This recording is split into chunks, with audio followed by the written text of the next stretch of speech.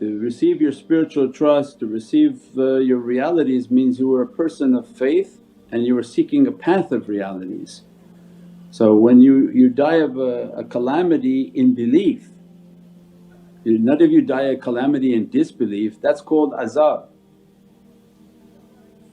The person from azab doesn't become shaheed. The one who believed in God and died in a calamity is now shaheed. So if there were imperfections in their account, in the contract, it's forgiven. They are like pure, like nothing has happened to them. As a result they granted to the level of what Allah wants to give to them. If the person was a Wahhabi and they had limited belief, then they become shaheed in limited belief because they didn't believe in the greatness of Prophet, so that's not something they're looking for.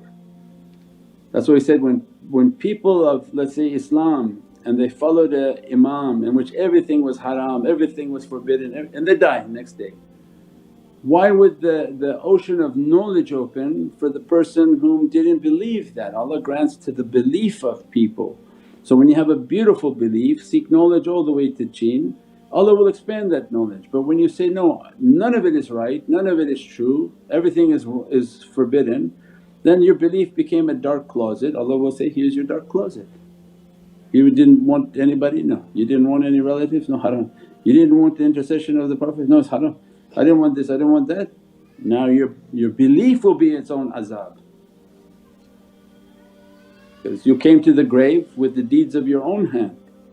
Why Allah will expand for you when that wasn't your belief? That's not what you're even expecting.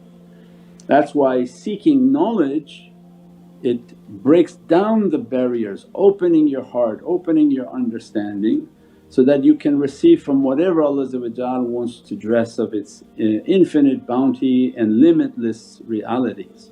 If you limit it then it's to the detriment of yourself.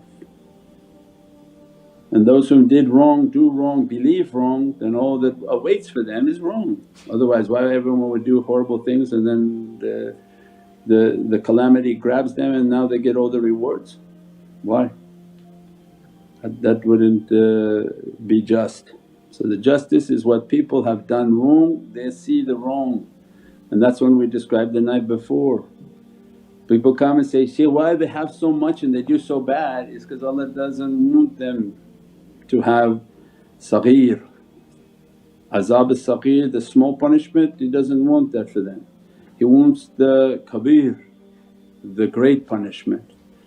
So when Allah loves you, you're going to wipe out on this earth.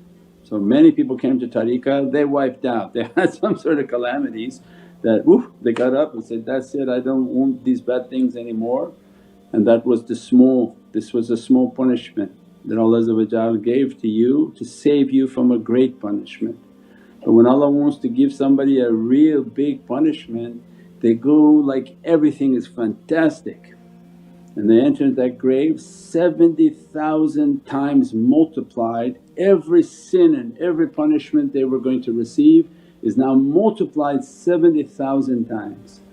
So that's when the people who try to be philosophers, oh if God is just, why are all these horrible people doing these things? It's exactly He is very just and He don't want them to be warned. And when they go in it's 70,000 times worse. So the ground will be steaming from what they've done, not a creature or even a grass will grow upon that grave. So it's very real, very real. That's why He said, look at these signs in the last days. People are running from fire of dunya and immensely frightening, immense is moving, you see the fire is running after you.